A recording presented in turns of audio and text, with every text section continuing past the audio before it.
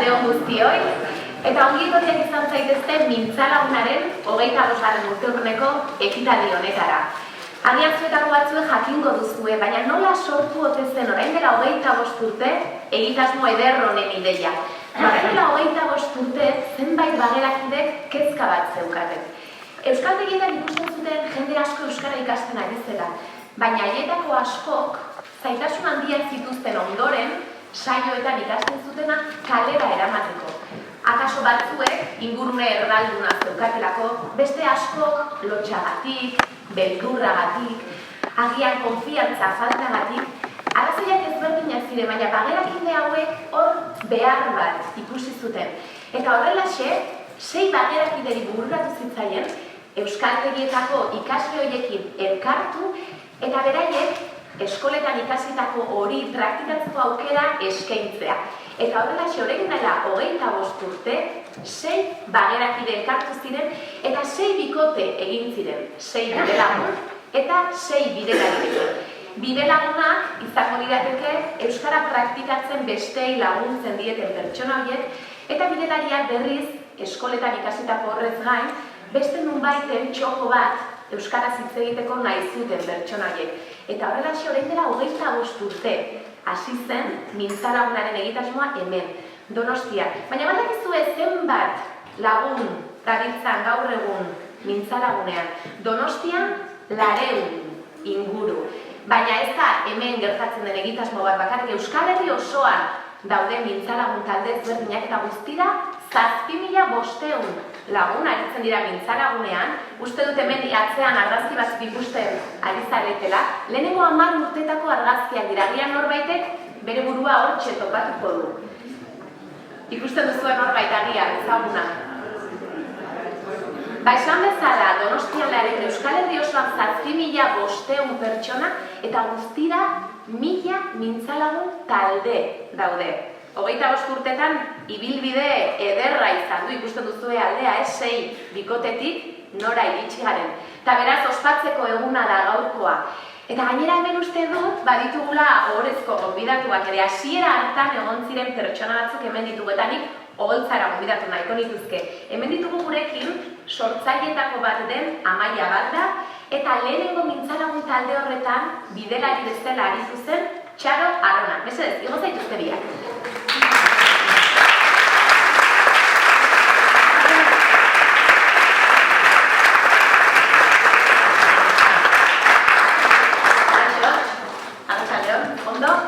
Galderatxo batzuk egingo dizkizuet hemen, zaituzte da? Amaia, nola bururatu zitzaizuen? Bueno, nik aipatu dut pixka bat, baina zuk sortzaile izan da, hobeto azalduko duzu agian. Bueno, gogoan dut, kezka genula euskaltegietan jende asko ziola, baina gero batzaukatela non praktika bai. Eta kuadrilategi egitasmoa martxatzeon lasanten, eta, bueno, urbildu ginean, informazio jaso genuen, baina, sasoi hortan Marije zeon euskara elkartean, eta Jürgen Wolf ezagutzeko aukera auki genuen. Bera tandemetan ibiltzezan, Alemaniarra, eta han bazituzten egitasmo batzuk, tandenak egiten zituzten, gehien bat hizkuntza praktikatzeko, bai? Sasoi hortan trukea egiten zen, bai? Batek igual hizkuntza ematen zion besteari, eta besteak trukean beste edozer gauza erakusten zion, bai? Orduan, ideia hortatik abiatuta, Jürgenek Alemanian zaukaten praktika horretatik sortu zen Mintzalagunaren ideia. Orduan, guk trukea baino, azkenean nik uste da elkartasun keinu bat, besteari euskeraz hitz egiteko gune bat aukeratzea, ematea, eta martxan jarri genuen pixkanaka. Hasiera batean, bikotekide gutxi sortu ziren, baina apurka sendotzen joan zen egitasmo bat. Eta gogoan dut, askotan gure artean eztabaidatzen genula, baina jendeak badu inguruan beti euskaldunen bat euskeraz hitz egiteko. Eta ikusten genuen zen, oso zaila zala hizkuntza itxurak aldatzea, eta persona euskaltegietan zebiltzan ikasle horiekin euskeraz egitea. Eta orduan, esan genuen, igual ez ezagunekin, errezagoa balin bada, bia gaitezen horrekin. Da gero, joango geha pausak ematen, eta inguruko ezagunekin aldatzen hastea ohitura horiek. Eta horaxe abiatu ginen.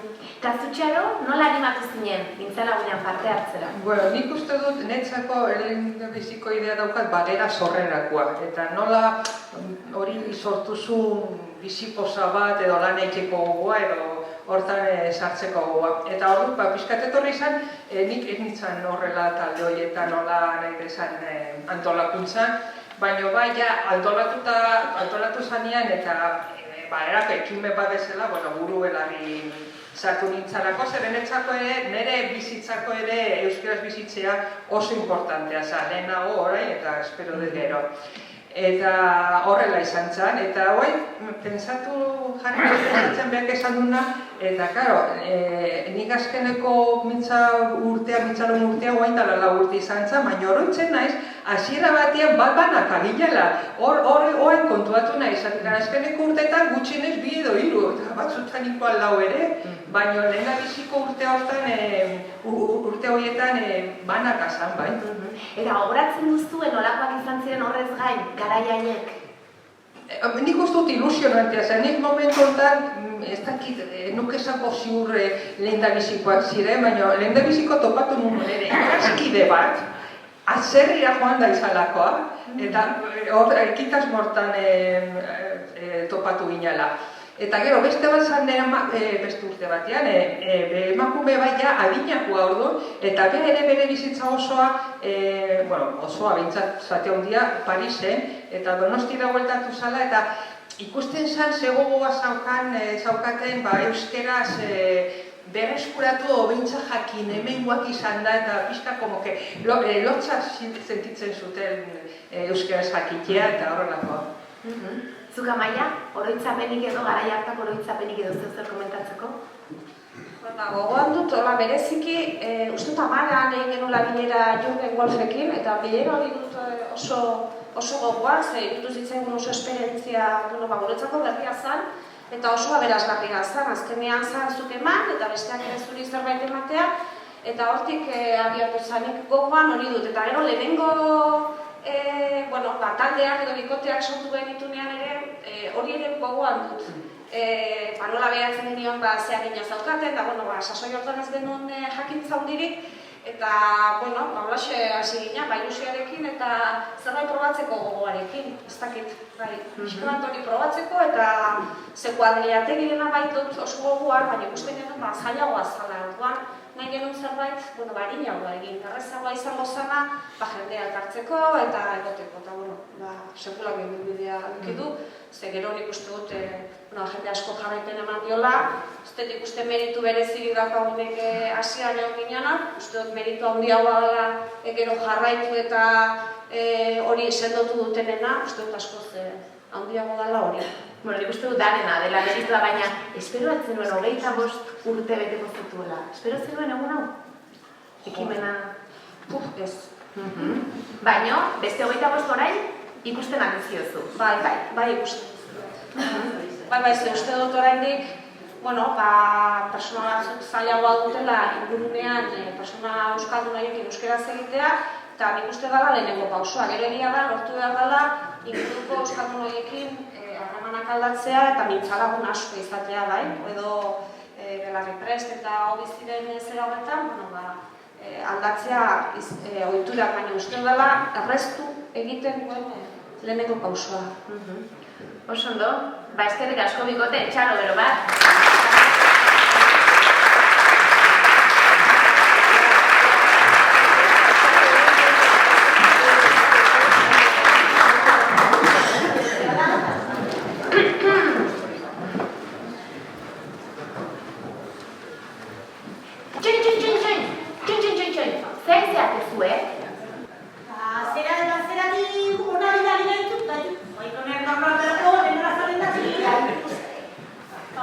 Bazeratik!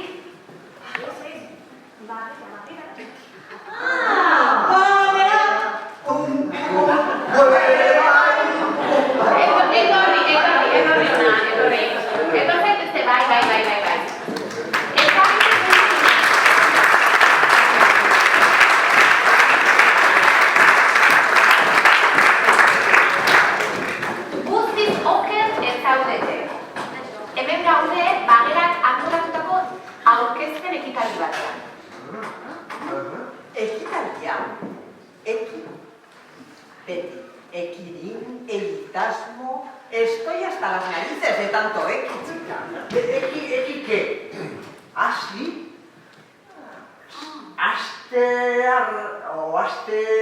Asten den zerbait izango da, ez? Bueno, gutxi gara bera begira, dakizu zer ari garen ospatzen, mintzalagunaren 25. urte hurrena.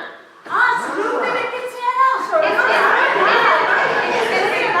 25 ez ditut, ez da nire urte betetzea, mintzalagunarena da. Bueno, zorionak! Baina bat ez zer mintzalaguna? Nik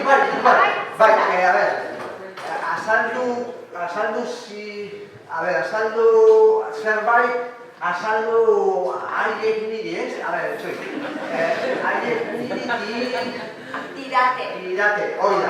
Aha, eta zer da? Bai, da, toki, uste dut dela, bai. Oso bai. Uste dut dela, leku bat mintzatzeko. Hori da, euskaraz mintzatzeko. Bai. Eta zertarako balio du? Esan du. Euskaraz hitz egiteko. Hori da, euskaraz hitz egiteko leku bat. Bai. Eta edozein anima daiteke parte hartzera, hori bai, elkarrizketa bat mantentzeko oinarrizko maila duen edozein. Ordua, edozein apuntatu edozeinek. Hori da. Desak izena? Bai, oinarrizko maila baldin badu behintzat, elkarrizketa bat mantentzeko bai. Nik nahi. Ondo. Zertarako? Akatsak ez egiteko, joder. Bestela, beti emaztea zuzentzen. Eta, joder, ez da esaten nik. Ez da duzu, zara. Eta, egun osoa. Horrela, eta, joder, ikasi nahi du. Nik ezin dut ulertzen bizilagun batik. Beti esaten, ze eguna, guztia, odia, eta ni. Bera pentsatzen dut tontoa naiz. Aitu, betikoa, naizela. Ni irakurri egiten dut, eta normalean irakasleari ez diot ezer ulertzen. Eta teoria asko dakigu, baina ez dakigu hitz egiten ondo, orduan. Neska argi daukat, ligatzeko nahi dut. Mutil katzarroak ikusten ditut beti kalean, baina badakizue. Ez badu euskeraz egiten, ez badidate kasutik egiten. Grazia baneska, bai, badu bere grazia. Baina zek ligatzeko eta zer egontre. Euskara ez da gure hizkuntza, hemengo hizkuntza, gure arbazuena. Mantendu beharko dugu, eta hartuko da. Eta hori ezin da gertatu. Bueno, egia esan, edozein arazoi ona da euskara praktikatu edo euskaraz hitz egin nahi badu. Beraz, denak onartuak eta gauzatxo bat egingo dugu begira.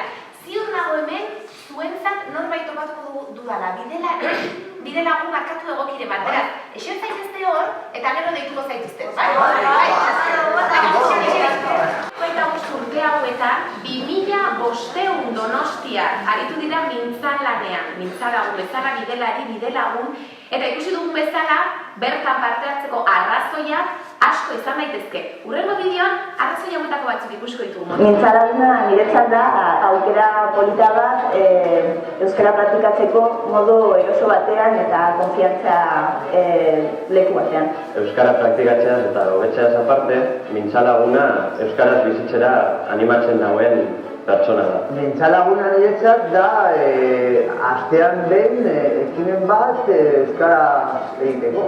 Mintzalaguna da aukera bat nire euskara hobetzeko, pertsona desberdinak ezagutzeko, lagunak egiteko, ni Ermaniako naiz eta aukera bat da beste pertsona bat ezagutzeko. Niretzako mintzalaguna da oso lagungarria.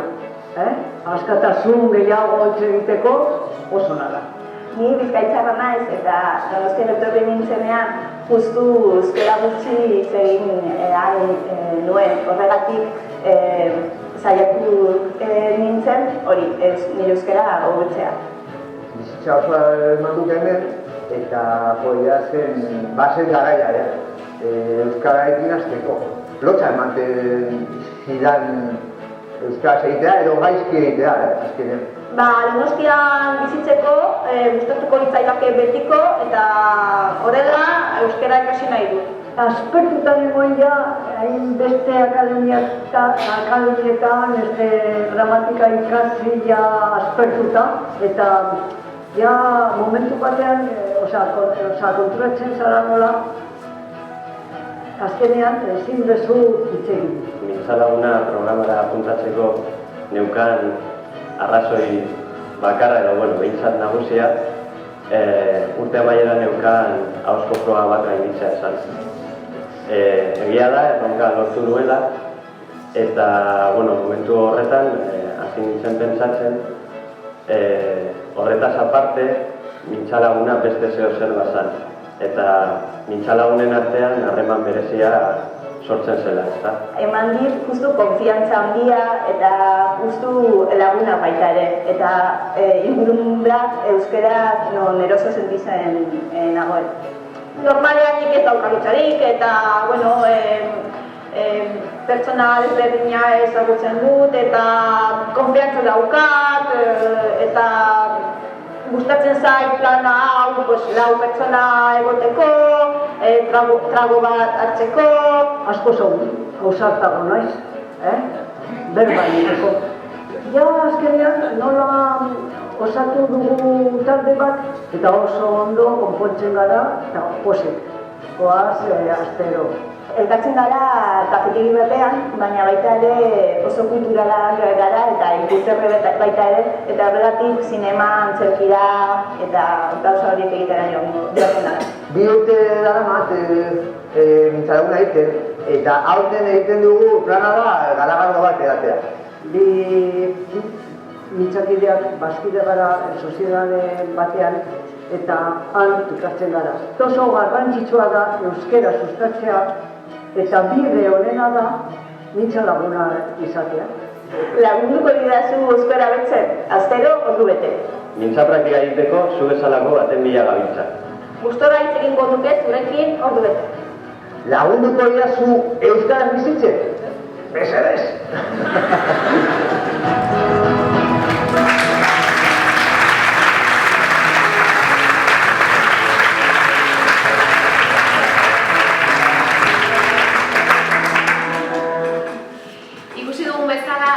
Izan daitezke, mintzalagunean sartzeko edo praktikan jartzeko motiboak. Eta esan bezala 2500 lagun aritu dira mintzalagunean Donostian, 2000 pertsonatik gora izan dira euskara praktikatzera etorri direnak eta 500 pertsonatik gora pertsona horiei beraien denbora eskaini dietenak euskaraz aritu daitezen. Baina hau esan behar dugu ez dela harreman bat, norabide bakarreko harremana, lehen Amaia oso ondo azaldu du. Harreman hau sinbiosi harreman bat izaten da. Ez dute bakarrik euskara praktikatzera datozenek aprobetxatzen edo ikasten, besteentzat ere, bidelagunentzat ere, zerbait berezia da, hartu eman bat dago, eta beraiek ere asko jasotzen dute ezagutza ezberdina jasotzen dituztenen aipatu duen bezala, edota azken batean euskara erabiltzen duten pertsona horien kopurua areagotzen ari dira. Euskal ingurunea zabaltzen ari gara. Beraz, beti esan behar dugu mintzalaguna sinbiosi harreman bat dela. Eta gaur egun, mintzalagunean ari diren 2 pertsona ere gonbidatu nahi ditugu, eta hemen ditugu Aritz Branton, momentu honetan bide lagundena, eta Jovana Santamaria, bera bidelari. Eta beraien irakurriko digute zerbait. Nahi duzuenean, etor zaitezke.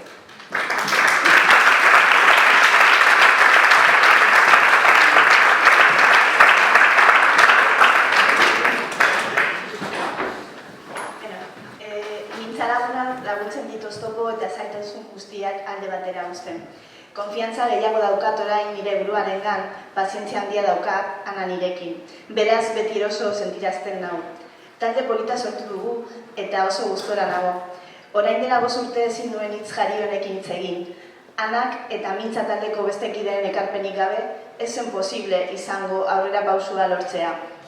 Prozesu afektiboa da, euskara maitatzera bultzatu nau eta nire motivazioa elikatzen du. Ondo pasatzeko momento proposa da, gustora hitz egiteko elkartzen gara. Normalean, saioa luzatzen da, jende ezberdina ezagutzen da eta hori oso aberasgarria da. Gu gainera oso ipurterrek gara taldekideak, beraz, hainbat ekintzatan parte hartzen dugu. Normalean, kulturalak dira, antzerkia, sinema, besteaz beste, eta jolasak ere erabiltzen ditugu. Anak liburua gomendatzen dizkigu eta bere denbora eskaintzen digu. Oso harro dago gutaz, hobetzen ari garelako, bere aurpegian nabari da ilusioia eta gaitasuna. Esker mila, Ana.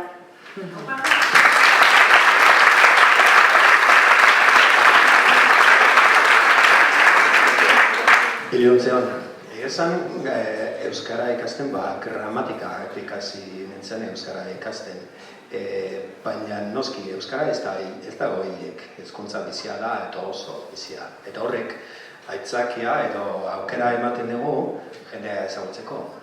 Beraz, izena eman nuen euskaltegi batean, Legazpize euskaltegian, eta hasiera horretatik laguntza handia jaso dut, bai irakasleen gandik, bai ikaskideen gandik, bai inguruan euskan eta euskadan euskaldunen gandik, eta urte bete beranduago mintzalagun programan hasi nintzen, mintzalagun, eta guztu-guztura dakizuen bezala. Alegia gauza asko ikasten eta momentu zoragarriak partekatzen mintzalagunekin eta bidailagunarekin bai.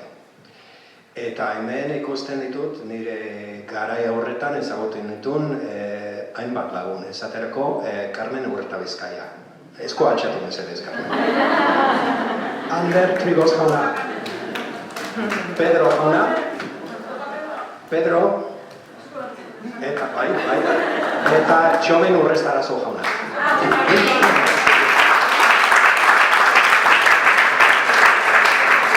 Baina noski, eskonte batekin ez dugu inoiz bukatzen. Gaitzerdi, netzat euskara munduko gauza, euskara ikastea munduko gauzarik biberrikarrina baita niretzat. Eta alako batean, eskustekoa izan zen niretzat, Aitziber non zaude? Hemen, Aitziber. Txalo bat mesedez, Aitziber.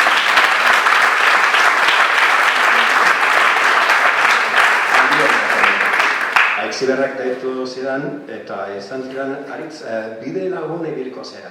Eta noski, mintza lagun programak emandakoa, nire emandakoa gogoan, nire erantzuna baiezkoa izan zen.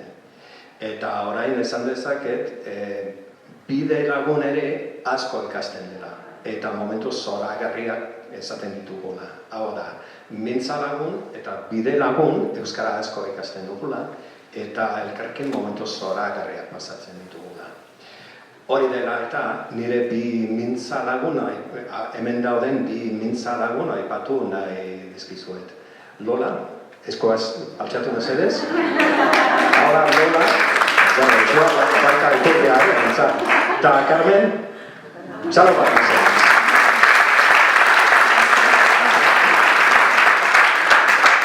Beraz, esan bezala, ezin nintzen gramatikagatik, eta hori guretzat pedante ontzat oso ondo dago, baina prozesu osoan zehar eta bukatu gabe dagoen prozesu honetan, netzat gauzarik handiena izan da, eta da, zuen laguntza jasotzea.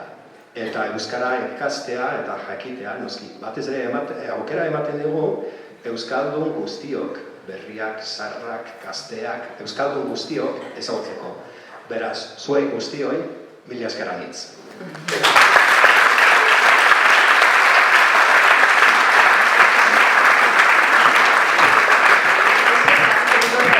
Eta hemen utzi ditut bidelari batzuk, baina beraien bidelaguna falta dute.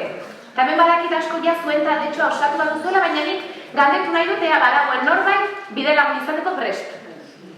Zer egontret, animatuko bat naiz. Ni. Ai, etorri. Txalo bero bat berean izan.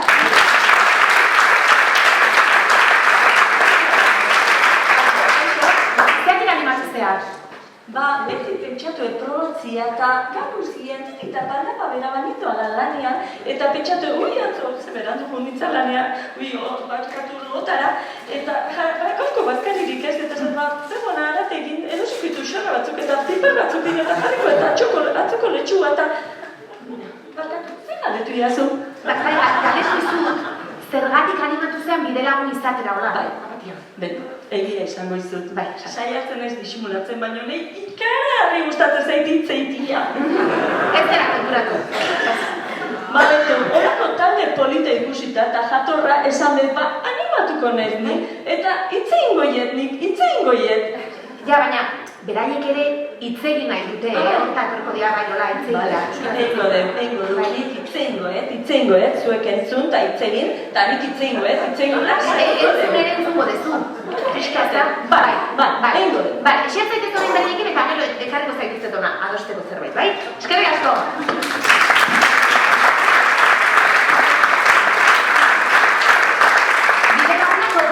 Gero ea nola den elkarketa hori. Eta hemen gaudela, bagerako lehendakariak ere hitz batzuk esan dizkigu. Beraz, Izar Mezelaia, beriztea.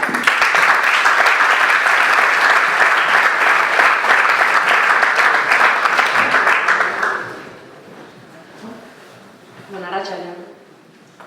Hartu eta eman. Sudurzuleek airean nola, alaxe osten ditugu hitzak eta bueltan botatzen, inork hartu nahiko balitu edo. Badakigu hitz solteekin jolasten. Jeuk, zer deu, gero arte? Aio. Hitz bakartio karilkatzean dator solasa. Solasa, nasmasa, aire zurrunbiloa gure arnasbideetan. Hartu emana deitzen diogu. Edo harremana zurrunbilo horrek harrapatzen gaituenean sortzen duenari. Hartzeak eta emateak baduenean funtsik, badenean zer esanik, badenean zer eta nork entzunik. Taberna batean parez pare eserita edo elkarren ondoan pasioan ibili izan zarete. Nor nori nork edo nork nori zer praktikan jartzen. Nori elkarri, zer airea, nork biek. Elkarri airea emanaz eta elkarren eize freskoa hartuz, bidelari eta bidelagun, 25 urtez mintzalagun. Elkarri hizkuntza emateaz ari garenean, arnasa emateaz ari baikara. Eta hala, biren hitz jarrioz, aire burbuia konpartitu gana sortu duzue aldiro. Badakigu jakin aire burbuien patua zein den, elkartopatzen berriro lehertzea. Baina hartu eman hartu, elkarri eman eta elkar hartu, aldiro burbuiak sortu eta lehertu, gure ekosistema euskara airez puzten aritu zarete. Ederra da zuen airetik arnas hartzea eta beste horren beste urtetan ez gaitzazuela oxigenori gabe utz.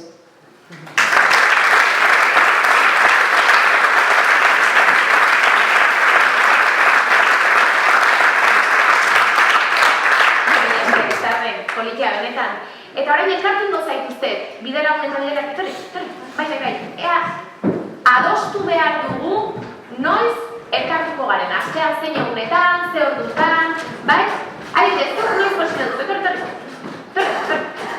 zuk noiz posible duzu. Ni bakarrik amodioa egin ondoren. Noiz da hori? Larun batero zazpilatik aurrera.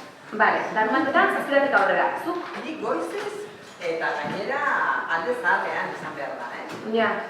Bueno, hemendik? Ostegunean, baina arratsalean. Zuk? Ni bakarrik hau ez. Egunez ez zait ateratzen izan. Ja. Eta hemendik? Ostegunean eta asteartean ezin dut pilates. Pilates. Eta zuk ostegunetan? Zagoaz. Ez? Moldatuko behar, gau ez. Bai. Ostegunetan, alde zaharrean, amodio egin gara. Bai. Hasi zaitez pentsatzen, hori bat dut batean.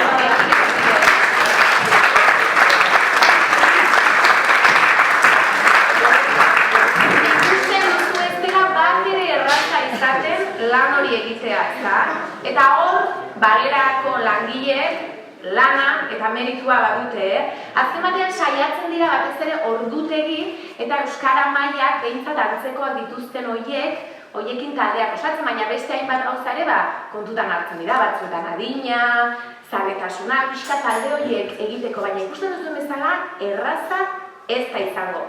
Eta hor, lan asko egin duen jendea badago, eta Donostian ere bai. Eta Donostian 21 urte lanean daraman norbait omen dago. Lehen Aitziber aipatu du Aritzek, eta bere lankideek ere Aitziberri, omenak txikitxo bat egin nahi diote, beraz Aitziber, igo zaitez mesedez.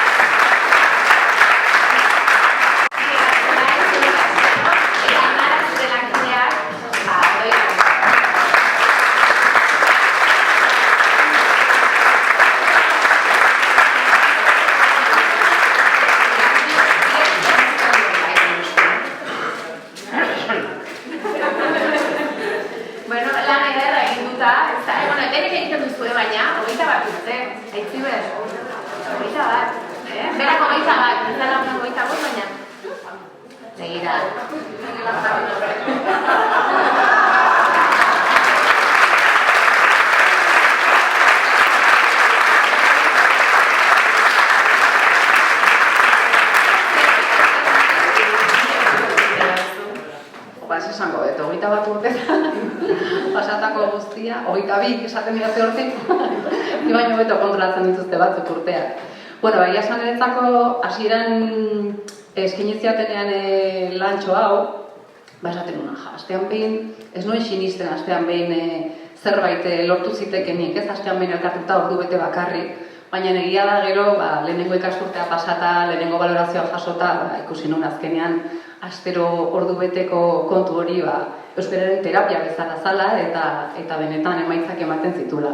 Ordu, mila esker, urte hauetan zehar parte hartu duzuen guztioi, lantaldeari ere bai noski, eta mintzalaguna egitasmoa posible egiten duzun guztioi. Mila esker.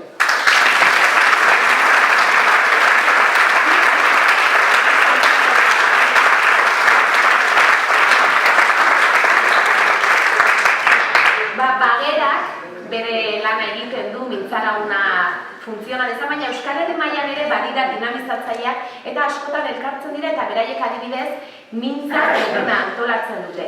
Eta horrez gain, aipatu behar dugu Donostiako harreman sarea ere baduela bagerak mintzalaguna antolatzeko. Eta horretarako 2 hitzarmen ditu. Lehenengoa izango litzateke aparteko laguntza izaten du euskaltegiengandik. Euskaltegi hauek aipatuko ditugu Donostiako AEK, Hitzez, Hizkuntza Eskola, Legazpisei, Urrats eta Gurume euskaltegia eta baita baian bai ere.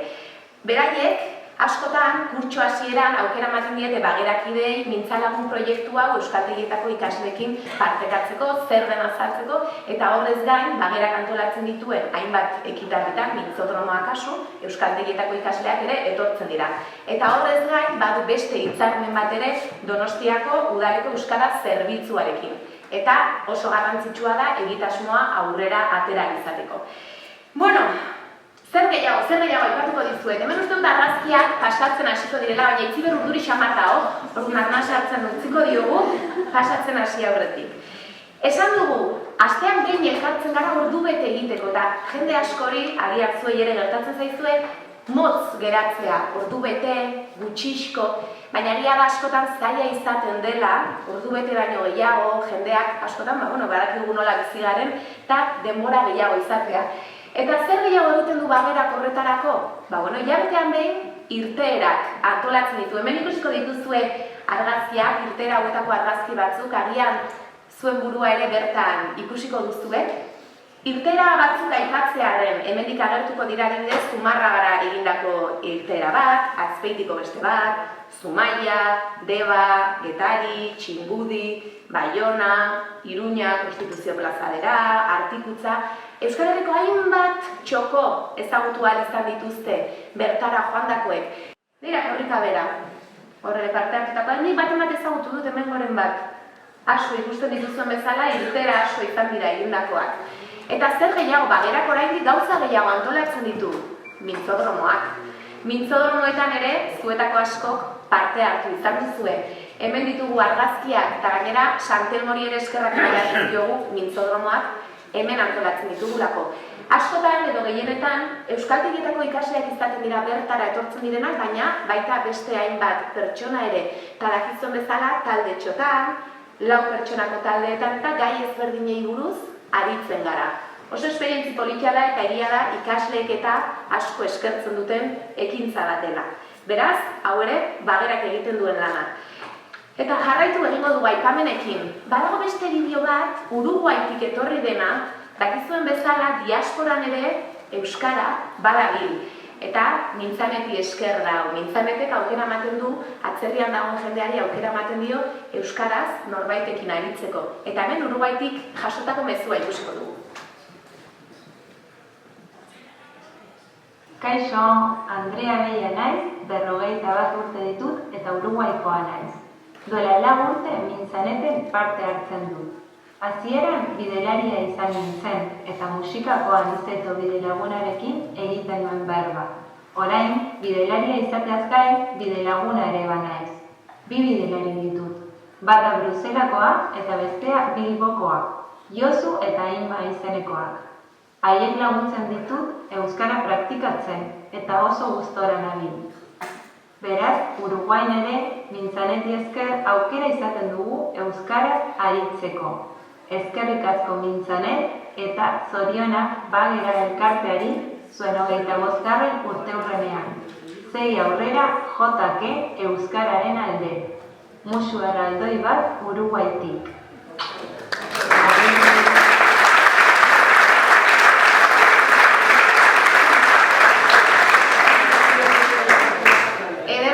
Bai bagerak eta bai Mintzanetek egiten dutena, ez da azkematean euskaraz aritzeko aukera hori jendeari zabaldu. Eta amaitzen ari gara baina, amaitu aurretik, kantatzen ez duena zorionik ez omen duelako kantatu egin beharko dugu, ez da? Eta begira, ikusi dituzuen zuen eserlekuetan, horri markagailu hauek, bai? Bertan, Izarne Zelaia, Bagerako lehendakariak sorturiko bertso bat daukagu, bai?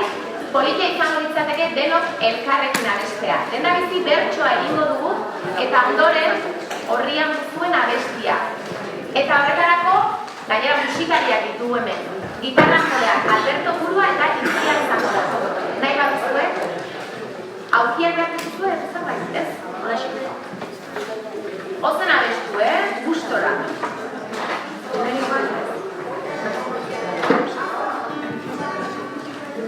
Bertsoarekin hasiko gara, ikusten duzu edenek, mentxe. Bai.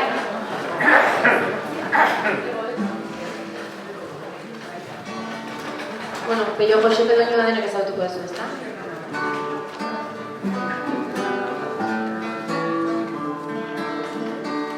Mendela urdenez, mintzalaguna, horren besteak izkide.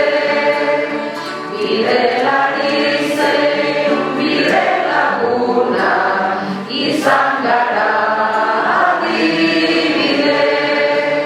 Jarrai dezagun gai baten bueltan edo gairik gabe libre. Urte luzetan izan gaitezen euskararen arnaz bide.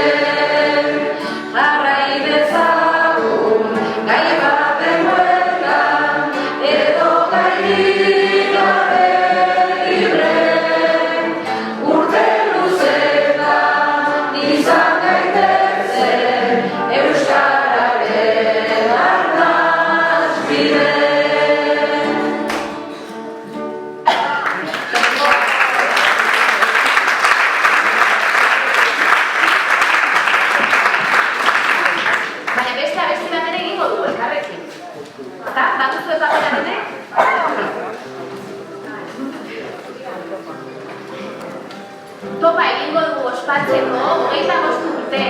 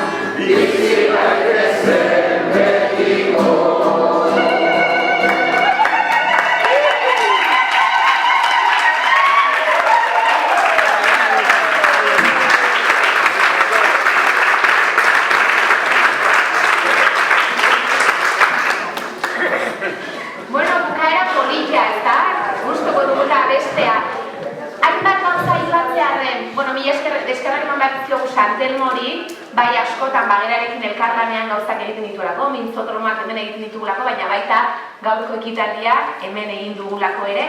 Eta horretaz gain, zuei, eskerrak zuei eman.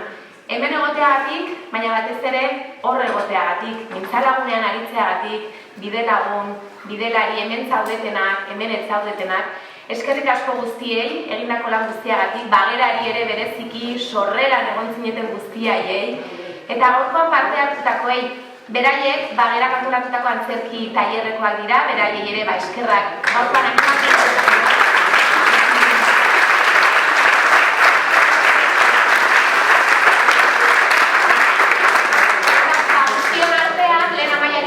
Bezala, beste 25 urte noski, jakina, 25 urte baina askoz gehiago seguru izango ditula egitasmonek eta guk ere bertan elkar topo egitea eta elkarrekin topatzen jarraitzea eta amaitzeko argazkitxo bat.